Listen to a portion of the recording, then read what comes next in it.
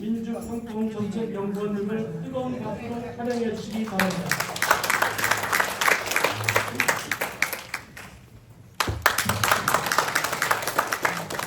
네, 안녕하십니까. 사무처 정책연구위원 김혜슬아입니다.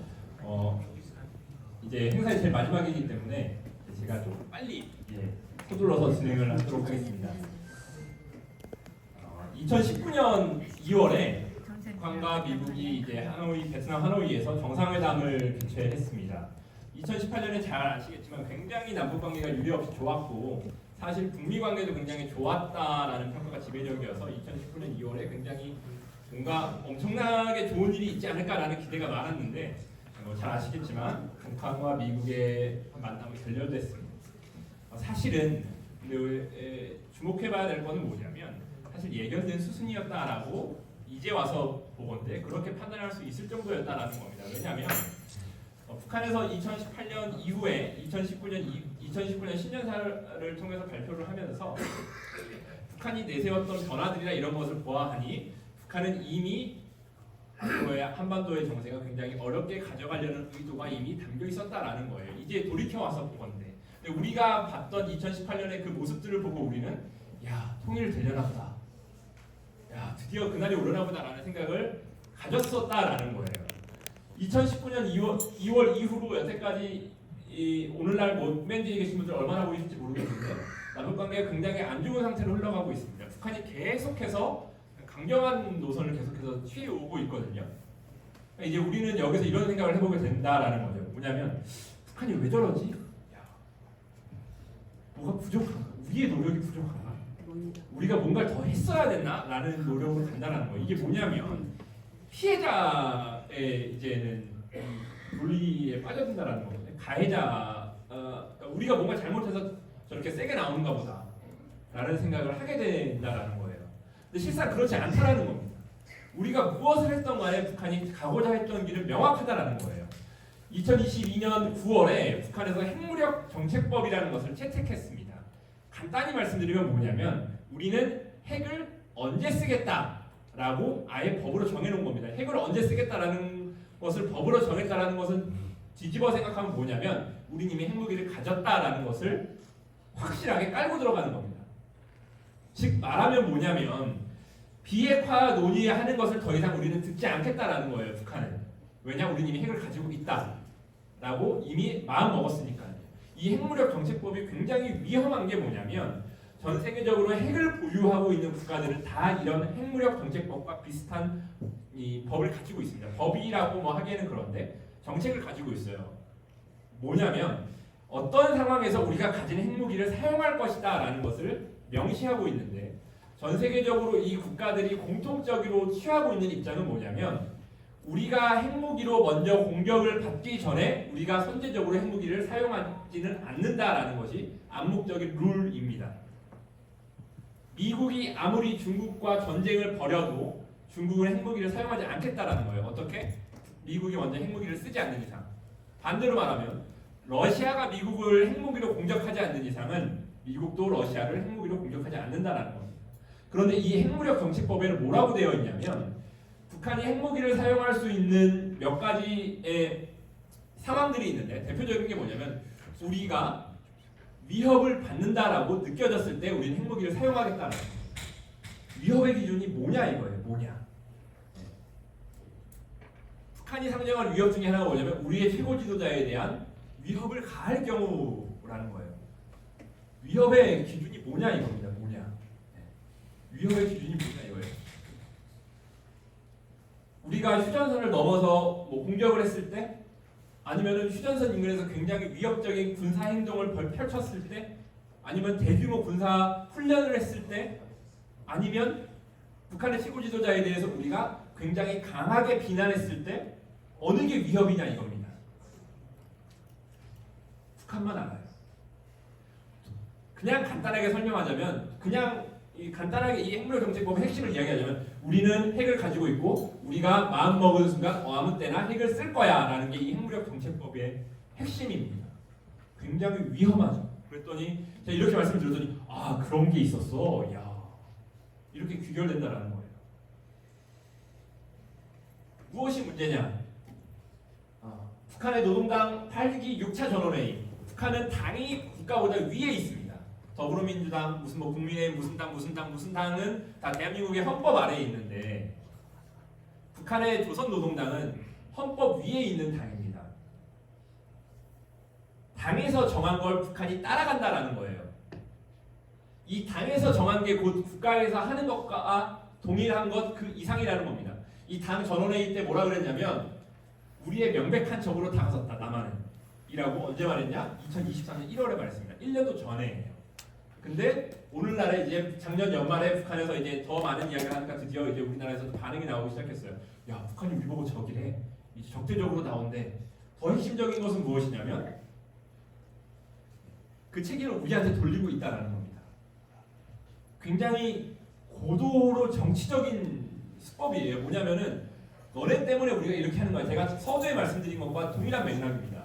김여정이 뭐라 그랬냐면 안보 불안이 대한민국의 일상화가 된 것은 전적으로 윤석열 대통령의 공로이다. 우리가 미사일 때문에 불안해요. 전쟁 나면 어떡해요? 라고 불안해하는 것은 다 누구 때문이다?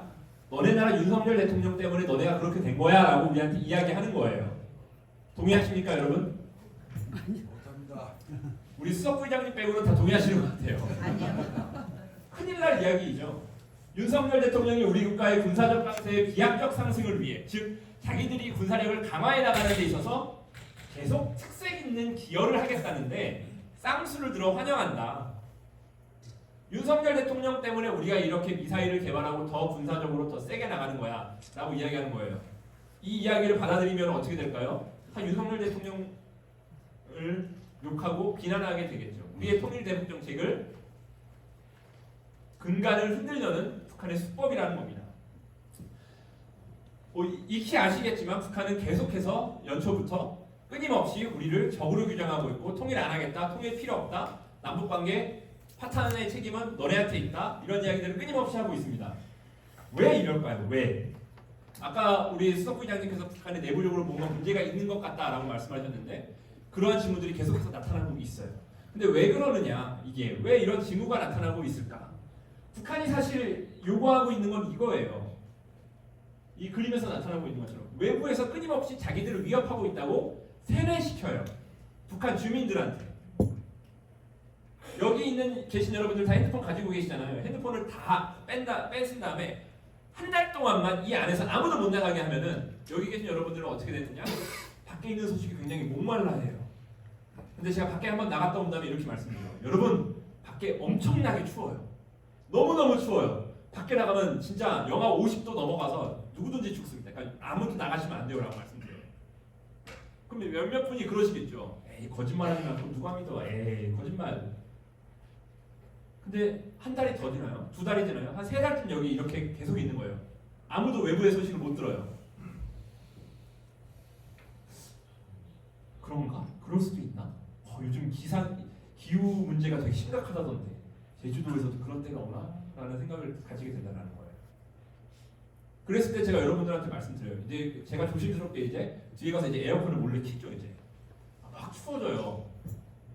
그러니까 이제 한 몇 명 불안해하기 시작해요. 진짜 막 큰일 났다. 어떡해. 그랬을 때 이제 제가 말씀드려요. 여러분 걱정하지 마세요. 우리는 안전할 수 있어요. 제 말만 잘 따라주시면 돼요. 제가 밖에서 보고 왔는데 여기가 제일 안전해요. 여기가 제일 안전하니까 우리 똘똘 뭉쳐서 우리 버텨냅시다. 이겨냅시다. 라고 말씀을 드려요. 그냥 반쯤 이제 그런가 하부터 해요. 근데 제가 갑자기 어디선가부터 이제 막 두꺼운 외투를 꺼내서 몇몇 분들한테만 나눠드려요. 이제. 여러분 이거 입으시면 괜찮아요. 괜찮습니다. 이제 입으신 분들은 안심이 되죠? 못 받으신 분들은 어떻게 되겠어요? 불안해요. 불안함을 가졌을 때 두 가지 중에 하나로 나뉩니다. 뭐냐? 순응하느냐. 나도 외투 좀 주면 안 돼요? 저도 추워요. 추운 것 같아요. 아니면 반발하죠. 당신 거짓말하는 거 아니야? 거짓말하는 거 아니야? 이거 다 이 사람 말 믿을 거예요. 여러분 한단 말이에요. 근데 이미 믿었죠. 왜냐? 외투를 받은 분들은 이미 제 편이니까요. 단편적으로 말씀드린 북한이 요구하는 바가 이겁니다. 김정은 집권 이후에 최근에 아까 수석부의장님께서 말씀하신 통일부에서 이 북한 이탈 주민분들을 대량으로 10여 년에 걸쳐서 면접 조사를 한 결과를 정리한 내용 중에 이런 부분이 있어요. 김정은이 집권한 이후에 사회의 감시 및 통제가 어떻게 바뀌었을까? 비교해봤더니 이 보라색 부분이 김정은 집권 이전을 말하는 거고요.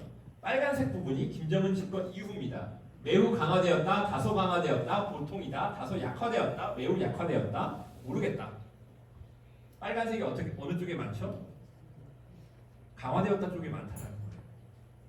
김정은이 처음 집권했을 때, 김정일이 사망한 다음에 김정은이 집권했을 때 많은 사람들이 이런 기대를 했어요. 김정은은 젊잖아. 그리고 이야기 들어보니까 스위스에서 유학도 했다며.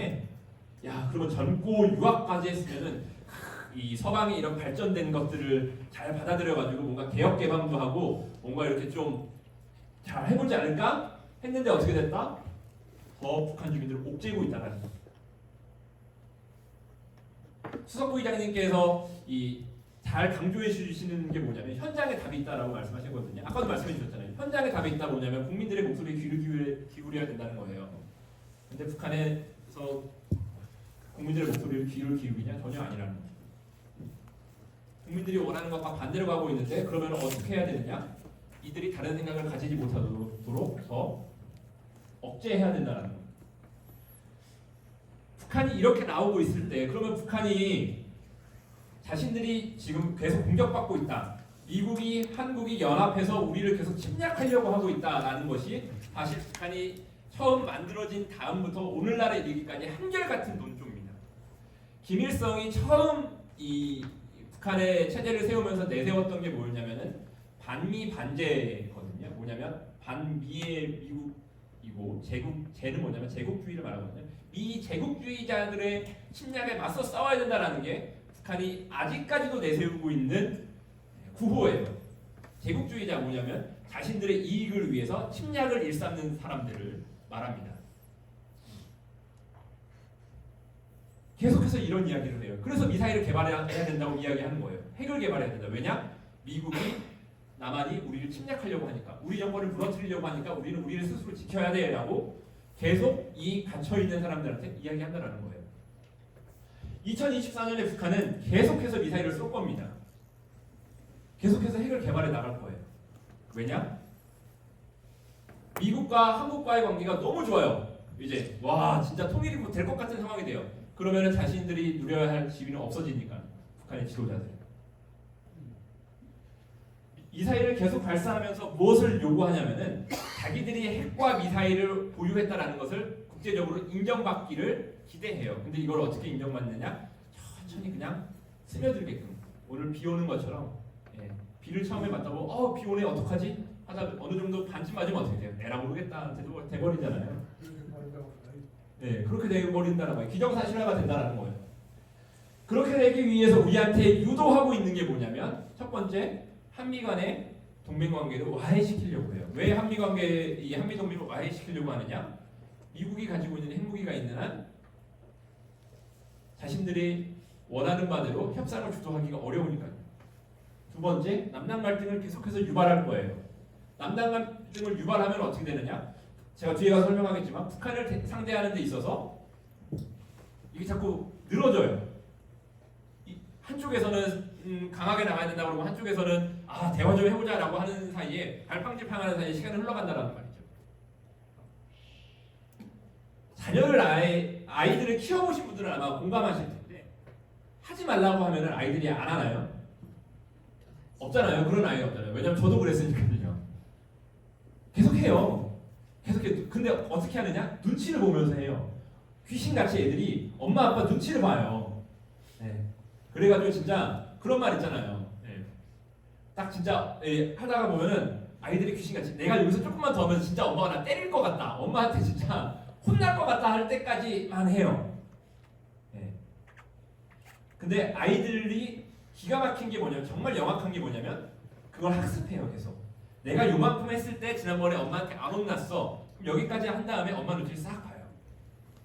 그러니까 이번에도 더 하면 진짜 혼날 것 같다 싶으면 여기까지만 하는데 오늘은 여기보다 좀 더 해도 될 것 같으면은 그 다음에 한단 말이에요. 그리고 나서 엄마한테 협상을 하죠. 엄마 지난번에는 여기까지 했을 때 아무 말도 안 했잖아요. 괜찮잖아요. 괜찮았잖아요. 그때 괜찮았잖아요. 오늘도 여기까지만 할게요. 한다는 거예요. 이 그림이 바로 그걸 단편적으로 나타난 건데요. 물에 처음에 무릎까지 들어갔을 때 엄마가 하지마 했을 때 안 해요. 근데 엄마가 딴 데 한눈 파는 사이에 들어가요. 한 이제 허벅지까지 들어갑니다. 너 뭐 하는 거야? 하지 마. 아이가 쓱 나와요. 다시 한 무릎까지만 나와요. 근데 아예 물 밖으로 안 나오고 무릎까지만 나와요. 그리고 다시 눈치를 보다가 다시 또 이렇게 들어가요. 그러면서 이제 한 몇 번 하다가 뭐 엄마가 너 뭐 하는 거야? 하지 말랬지 하면 그래요. 아이가 뭐라 그러냐? 여기까지는 괜찮은 것 같아요. 이게 안 위험해요. 괜찮아요. 엄마가 보고 있잖아요. 보고 있는 데서만 놀게요. 괜찮아요. 하고 또 조금 있으니까 이제 허리까지 들어가요. 계속 반복해요. 이거를 계속해서 반복해요. 어느 순간 어떻게 되냐면 그냥 아이는 이제 헤엄치고 놀아요. 북한이 의도하는 바가 이겁니다. 기정사실화 시키는 거예요. 기정사실. 그냥 받아들이게끔 만든다는 겁니다. 무엇을? 우리는 핵을 보유하고 있다. 우리는 ICBM을 가지고 있다. 군사정찰 위성을 가지고 있다라는 것을 그냥 받아들이게끔 만든다는 겁니다. 어떻게 해야 되느냐? 의견이 갈려요. 야, 북한이 이렇게 세게 나오는데 야, 이거 어떻게 해야 되지? 이거 한번 우리도 진짜 한번 세게 한번 어떻게 북한을 압박해볼까? 아니야. 그러다가 큰일 날 수도 있어. 그냥 좀 뭔가 대화로 어떻게 좀 잘 풀어볼까? 우리가 이런 고민에 빠져 있는 동안 북한은 확보한다라는 겁니다. 자신의 목표를 달성해 나간다라는 겁니다. 북한이 이렇게 핵 문제가 중요하고 핵 문제를 위협적으로 나오고 있는데 그래서 윤석열 정부에서 내놓은 통일 대북 정책이 무엇이냐면 비핵 평화 번영의 한반도입니다. 가장 먼저 앞에 나온 게 무엇이죠? 비핵입니다. 비핵화가 중요하다는 거예요. 이런 이야기를 했더니 일각에서 어떤 분들은 그런 말씀을 하세요. 야, 윤석열 정부는 통일하려는 마음이 없는 것 같아. 핵 문제 집중하니까는 핵 문제 맨날 이야기하니까 북한 애들이 대화도 안 한다 그러고 자꾸 미사일 쏘고 남북 관계 안 좋아지고 이게 뭐야? 대통령이 전쟁하려고 마음먹은 것 같은데 이런 말씀을 하시는데 심지어 올해 이제 대통령께서 신년사에서 이런 말씀을 하셨어요. 북한의 핵미사일 위협을 원천 봉쇄하겠습니다. 와, 전쟁하려 나오나 윤석열 대통령 막 이렇게 말을 해요. 왜 비핵화가 중요하느냐? 왜 통일 대북 정책의 첫 번째 핵심적인 걸로 제시한 게 비핵이냐? 무엇이냐면 비핵화를 하지 않고는 남북 관계가 진전되지 않더라는 거예요. 진전되지 않더라는 이 기간이 언제부터냐? 남북 관계를 봤을 때 아까 우리 수석 부장님께서 짚어주셨던 93년 NPT를 탈퇴했을 때부터 남북 관계가 발전이 없다라는 거예요. 발전이 있었잖아요. 정상회담도 하고 막 했는데 그런 것들이 다 어떻게 됐느냐? 북한의 핵 개발 때문에 다 자꾸 뒤로 물러난다는 거예요. 어떤 문제가 발생해요. 협상을 해요. 우리 협상을 원하는 대로 이끌어내기 위해서 북한한테 무엇인가 계속 쥐어줘요. 근데 시간이 지나니까 북한이 그걸 엎어버려요. 그러니까 어떻게 해야 돼요? 다시 협상을 해야 돼요. 사업하시는 분들께 제가 여쭤보고 싶습니다. 사업하시는 데 있어서 사업하시는 분께서 뭔가 내가 좀 더 유리한 입장에 있다라고 생각이 되시는 상황에서 협상이 한번 엎어졌어요. 다음 계약을 하기 위해서 제가 찾아갔어요. 어떻게 좀 잘 봐줘, 좀 계약 좀 해주시면 안 될까? 좀 잘 좀 봐주세요라고 했을 때 처음 제시받았던 금액을 제가 똑같이 들고 왔어요. 처음에 1,000만 원에 계약하시는 게 어떨까요? 했는데 여러분이 보시고 이거 좀 약간 내가 손해 보는 것 같은데 안 할래 하셨는데 제가 다음에 1,000만 원에 다시 한번 해주시죠라고 하면 여러분들 계약하시겠습니까? 아니요. 계약하시는 분이 계시면은 그분은 사업가가 아니라 자선가시겠죠. 적어도 1,100만 원은 제가 써갖고 가야 1,100만 원에 해주시면 안 될까요? 라고 말씀을 드려야 좀 생각해보게라고 하시지 않겠어요? 이게 반복되니까 어떻게 되느냐? 위기가 계속 출렁출렁거려요. 계속 반복되는 겁니다. 협상을 해요. 협상이 타결돼요. 보상을 줘요. 근데 다시 위기가 발생해요. 합의를 파기해버리고 다시 협상하자 그래요. 그럼 어떻게 되느냐? 우리가 지불해야 할 것들이 더 커진다라는 거예요. 그게 돈이든 어떠한 것이든 간에. 이렇게 남북관계에서를 발전하기 위해선 이 핵 문제를 해결하고 남북관계를 정상화시키지 않으면 발전이 안 된다라는 겁니다. 두 번째, 핵미사일 고도화를 위해서 북한이 계속해서 고립 정책을 펴요. 왜 고립하느냐? 핵을 개발할 명분이 있어야 되잖아요. 북한 주민들한테. 너네들 이렇게 고생하게 만드는 근거를 내가 말해줄게. 뭐냐? 미국과 남한이 우리를 공격하려고 해. 그러니까 우리 핵을 개발해서 우리를 지켜야 돼. 라고 설득을 해야 되잖아요. 그러니까 고립폐쇄 정책을 계속해요. 근데 그로 인한 피해는 어디 가느냐? 고스란히 북한 주민들한테 간다는 겁니다. 얼마 전에 나왔잖아요. 김정은은 여전히 대북 제재를 하는데도 신형 벤츠를 타고 다니고 막 하잖아요. 근데 북한 주민들의 생존에 심각한 위협을 겪고 있다는 거예요. 0%라고 써놨는데 0% 무엇이 0%냐면 이 세계보건기구 WHO의 조사에 의하면 2022년 한 해 동안 북한 내에서 소아마비, 홍역, 소아결핵과 같은 예방접종률이 0%였다라는 겁니다. 그러니까 말이 0%가 0이에요, 0. 뭐냐? 아무도 이 소아 영유아들이 이 예방접종을 아무도 못 맞았다라는 거예요. 자녀를 뭐 최근에 낳아보신 분들 아시겠지만 우리나라에서는 아이 나면은 막 다 해주잖아요, 막 다. 북한에서 맞고 싶어서 맞을 수가 없어요. 왜냐? 이걸 외부로부터 공급받아야 되는데 안 받겠다라는 거예요. 누가? 북한 정권이 싫다라는 거예요.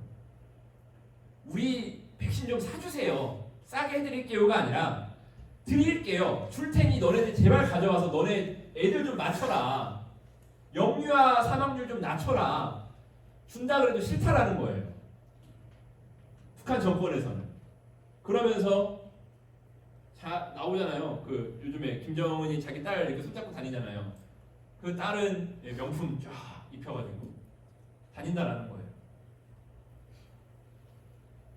또 하나, 이 2021년, 그러니까 2022년 한 해 동안 북한에서 쏜 북한이 미사일을 엄청 많이 쐈는데 그때 쏜 비용을 한국 국방연구원에서 계산을 해봤어요. 한번 추산을 해봤는데 이 비용에는 직접비, 간접비가 다 포함됩니다.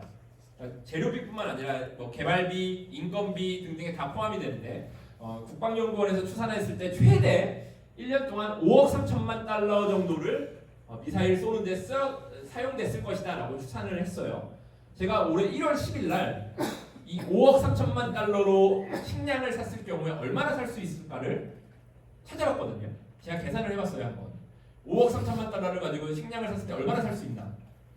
시카고 곡물 시장에서 이 전 세계적으로 이 평가되고 있는 이 식량의 가격을 봤을 때 쌀 중에 제일 싼 가격의 쌀이 태국산 쌀이었는데 약 80만 톤 정도를 살 수 있더라고요. 그냥 단순하게 계산했을 때, 뭐 이것이 제가 단순하게 계산한 거기 때문에 뭐 이런 이 관련 분야의 더 전문가들께서 계산하면 좀 다를 수 있겠지만 80만 톤 정도를 살 수 있다는 거예요. 태국산 쌀을.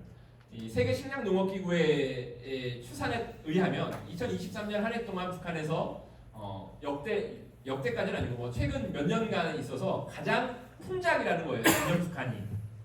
특별한 자연재해가 없었기 때문에 가장 풍작이었고 그 다음에 중국과 러시아로부터 식량의 원조를 좀 받은 것들도 있기 때문에 추산했을 때 약 한 50만 톤에서 적게 추산했을 때 약 30만 톤, 최대 한 90만 톤에서 한 100만 톤 정도까지 식량이 모자랄 것이다. 최대 풍작이었음에도 중국과 러시아로부터 식량을 공급받았음에도 지원을 일부분 받았음에도 불구하고 최소 30, 최대 한 90만 톤 정도까지 식량이 모자랄 것이다 라고 추산을 했습니다.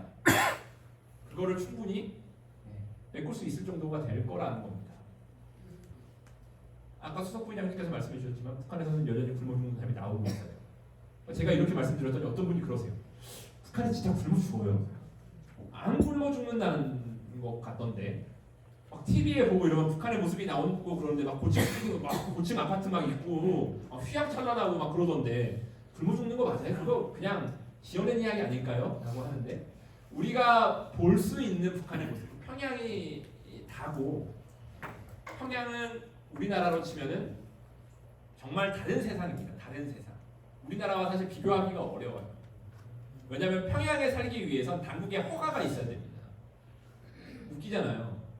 그냥 내가 살고 싶어서 살 수 있는 게 아니라는 거예요. 허가를 받아야 되는데 허가의 기준이 뭐냐? 예를 들어 뭐 자산이 얼마냐, 무슨 뭐 연봉이 얼마냐 이게 아니고 사상적으로 문제가 있냐 없냐 이 집안이 이른바 3대가 덕을 쌓아야 살 수 있는 곳이라는 거죠. 우리 할아버지가 열렬한 공산주의자고 우리 아버지는 당에 충실한 일꾼이요. 그리고 이런 집안만이 살 수 있는 곳이라는 거예요. 북한의 평양 이외의 지역은 이미 배급이 끊긴 지가 오래입니다. 알아서 먹고 살아야 돼요. 알아서 먹고 살기 위해서 뭐 장사를 해보려고 해도 뭐가 있어야지 장사를 하시고 그 가운데서 심각한 빈부격차가 발생하기 시작하고 쉽게 말하면 우연한 기회에 밀수를 통해서 아니면 뭐 어떤 방법을 통해서 돈을 벌기 시작한 사람들은 계속 돈을 벌고 아무것도 없는 사람들은 아무것도 벌 수 없는 상황이 직면해 있고 그러면 국가에서 그러한 위험한 상황에 놓여 있는 국민들을 보호해줘야 하는 게 국가의 역할인데 손을 놓고 있는 거죠. 핵을 포기한다면 사실 외부에서 특별한 지원을 하지 않아도 어느 정도 북한이 스스로 국민들을 보호할 수 있을 거라는 겁니다. 근데 북한은 핵을 포기하지 않고 있다는 게 문제인 거죠. 우리는 어떻게 해야 될까요? 싸워야 되느냐? 일단 첫 번째 가장 중요한 게 뭐냐면 명확한 목표를 가지고 있어야 된다는 거예요.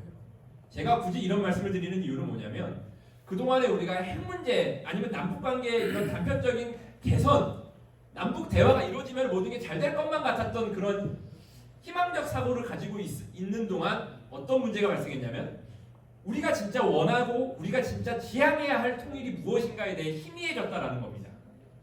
그냥 단순히 남북관계가 좋아지면 다 끝나는 것과 같은 시대에 접어들었다는 거예요. 나는 아닌데 라고 하시겠죠. 근데 우리의 젊은 세대들은 다르다라는 거예요. 젊은 세대의 통일의식이 낮아지고 있다는 것 많은 자료들을 통해서 공개되고 있는데 더 위험한 건 뭐냐면 지향하고 그들이 원하는 통일 일부분 원하는 통일은 뭐냐면 그냥 남한은 남한 북한은 북한 두 국가 관계면 상관없지 않냐 그것도 통일로 볼 수 있지 않을까라는 이야기들이 스멀스멀 나와요. 더 놀라운 건 무엇이냐면 그거 괜찮네 그거 좋은 방법인데 그 의견들이 높아지고 있다는 거예요. 여러분 그게 진정한 통일이라고 생각하십니까? 통일이 아니죠. 통일이라고 생각할 수 없죠. 자유민주주의적 가치에 기반한 통일은 시기와 영역 그 어떤 상황에서도 포기하지 않고 꾸준히 지속되어야 한다는 겁니다. 남북관계 정상화 필요한데요. 남북관계 정상화를 위해서 필요한 게 뭐냐면 원칙에 입각해서 이 정책이 진행이 돼야 된다는 거예요. 어떤 원칙? 자유민주주의적 가치에 기반해서 통일이 이루어져야 된다라는 가치에 기반한 정책이 추진되어야 된다는 겁니다. 실천적으로 생각했을 때 우리가 원하는 것은 무엇이냐면 안타깝게도 통일은 우리가 평화는 우리가 선택할 수 없어요. 왜냐? 우리 이미 평화를 선택하고 있으니까는요. 냉정하게 말해서 평화는 어떻게 되느냐? 북한이 선택해줘야 돼요. 굉장히 뭐야? 이거 우리는 아무것도 할 게 없어?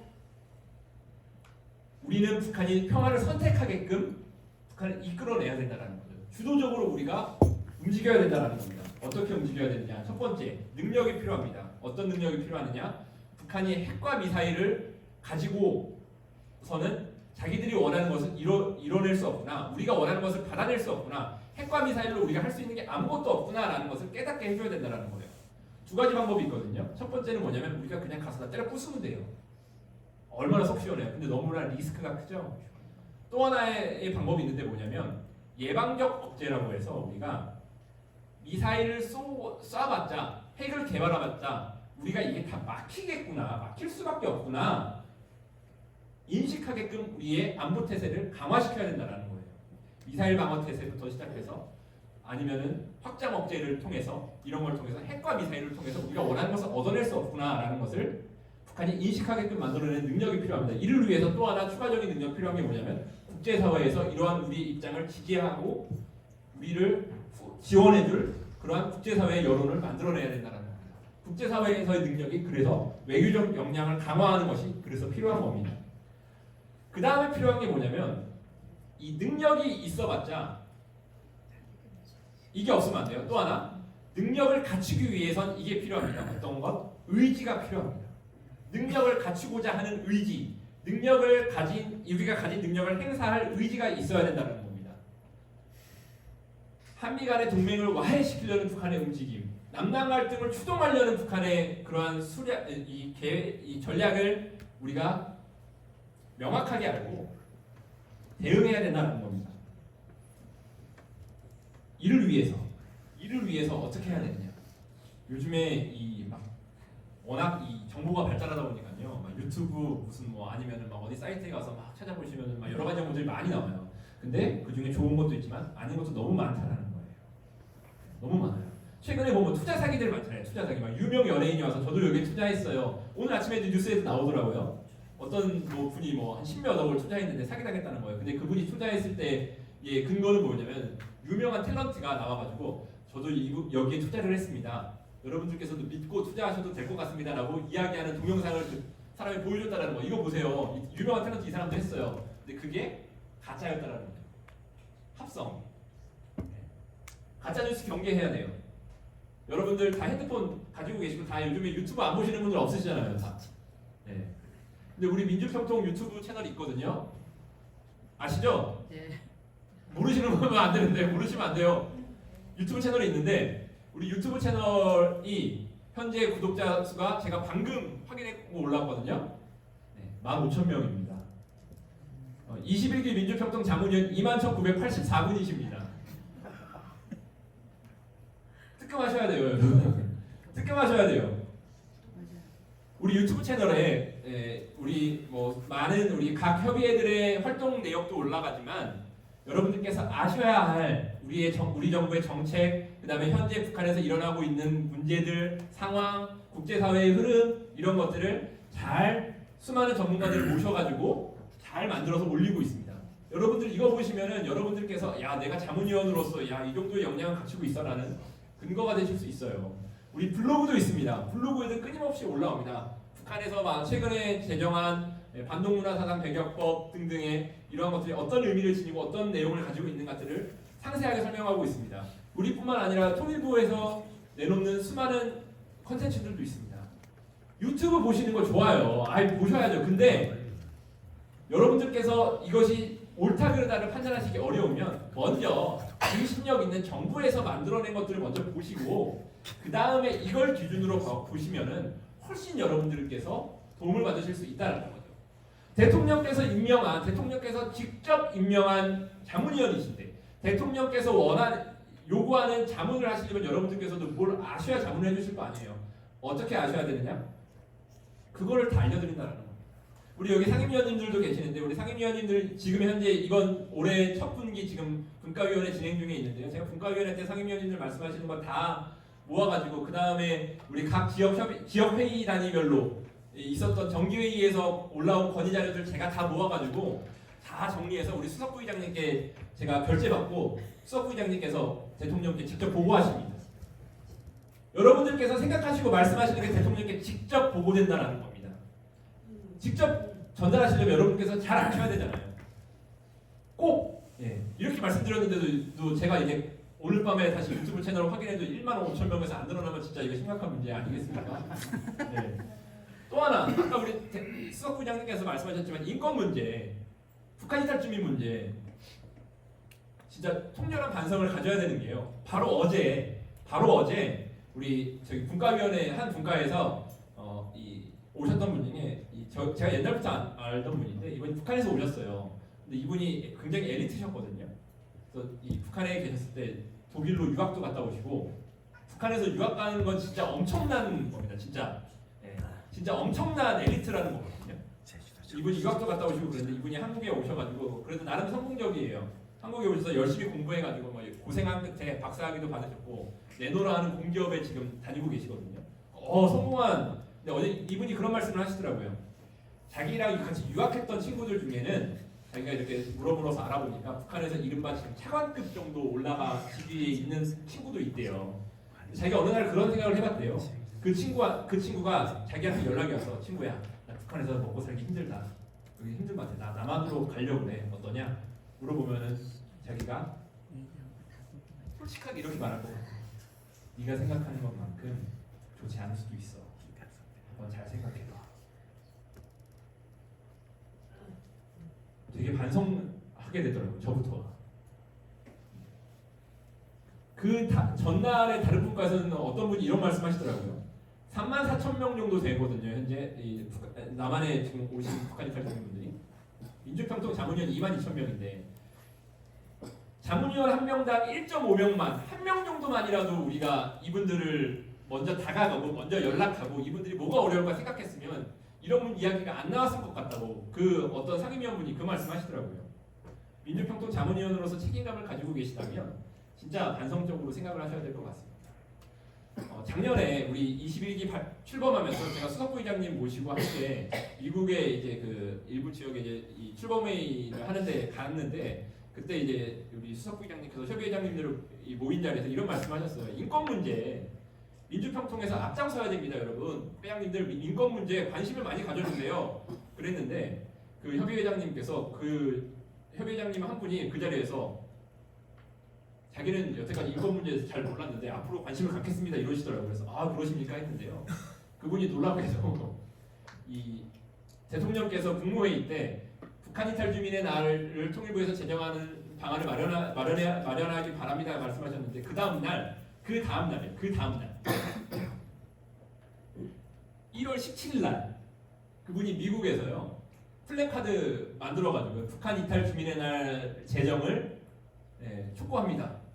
만들어가지고요. 그 자기 지역에 있는 그러니까 미국은 이 워낙 협의가 적다 보니까요.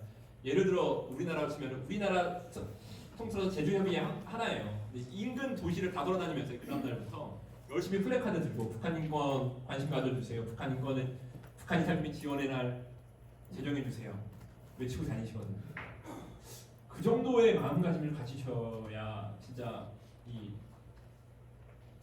대통령께서 직접 위촉한 보람이 있지 않을까 그런 생각을 해봤습니다. 인권 문제, 이탈 주민 문제 아까 우리 수석부장님께서 말씀하셨다시피 우리 국민입니다. 우리 이웃입니다. 당사자로서 우리가 책임을 가져야 된다는 겁니다. 뭐 제가 시간이 오버했는데 제가 딱 이 하나만 말씀드릴게요. 여러분들 혹시 더 글로리라는 혹시 드라마를 보셨나요?